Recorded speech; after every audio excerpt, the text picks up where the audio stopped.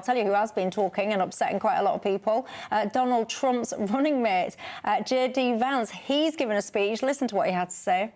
Boy, I have to beat up on the UK. Just one additional thing. I was talking with a friend recently, and we were talking about, one of the big dangers in the world, of course, is nuclear proliferation, though, of course, the Biden administration doesn't care about it. And I was talking about, what is the first truly Islamist country that will get a nuclear weapon? And we were like, maybe it's Iran. Maybe Pakistan already kind of counts. And then we sort of finally decided maybe it's actually the UK, since Labour just took over. But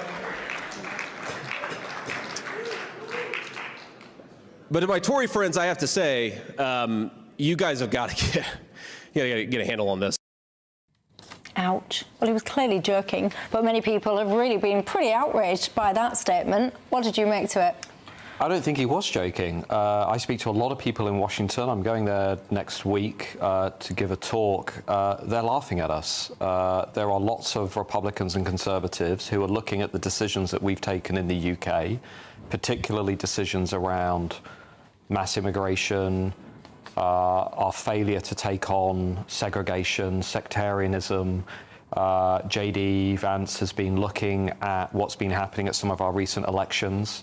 And they're looking at the projections of where Europe is going over the next 50 years from reliable centres like the Pew Research Centre. And they show that in the UK, between now and the year 2050, the share of our population that is Muslim will more than double to about 20 to 25%. In countries like Sweden, it will go up to 30 to 35%.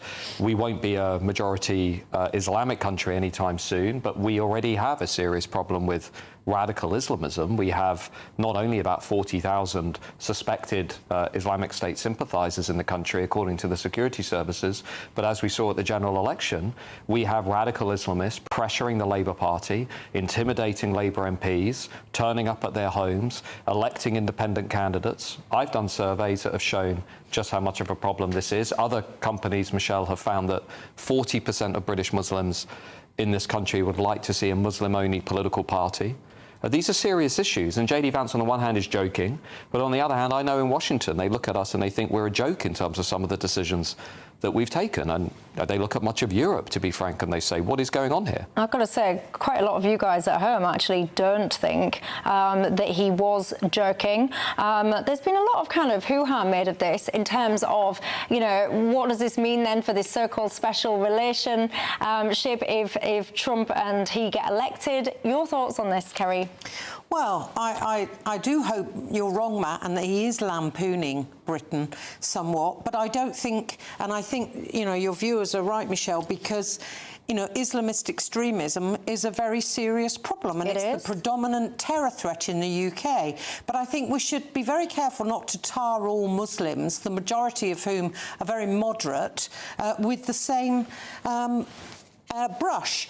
My main concern, in fact, is that one of the hundreds of thousands of people who are a problem are young people in Britain and America who are actually supporting Hamas, are supporting an Islamist terrorist organisation.